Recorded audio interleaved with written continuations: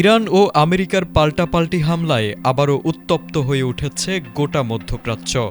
এবার কৌশলগতভাবে অত্যন্ত গুরুত্বপূর্ণ হরমুজ প্রণালী ও ইরানের উপকূলীয় অঞ্চল বুশেহরে দুই দেশের সামরিক বাহিনীর মধ্যে তীব্র উত্তেজনা ছড়িয়ে পড়েছে। হরমুজ প্রণালীর আকাশ ও জলসীমায় তুমুল গোলাগুলির বিকট শব্দে কেঁপে উঠেছে পুরো এলাকা। ফলে যে কোনো মুহূর্তে আবারও বড় ধরনের সংঘাতের আশঙ্কা তৈরি হয়েছে।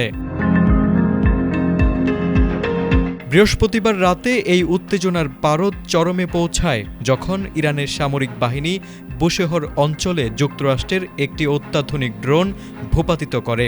ইরানি বাহিনীর দাবি, তাদের শক্তিশালী আকাশ প্রতিরক্ষা ব্যবস্থা ব্যবহার করে মার্কিন ড্রোনটিকে টার্গেট করা হয় এবং সফলভাবে মাটিতে নামিয়ে আনা হয়। উন্নত প্রযুক্তি এবং অভিজ্ঞ চিকিৎসক দলের নিরলস প্রচেষ্টায় আমরা আছি আপনার পাশে। ডেল্টা হাসপাতাল। বার্তা সংস্থা তাসনিম নিউজ ঘটনার সত্যতা নিশ্চিত করে এক প্রতিবেদনে জানিয়েছে, শত্রুপক্ষের একটি আকাশযান ধ্বংস করতেই এই অভিযান চালানো হয়েছে।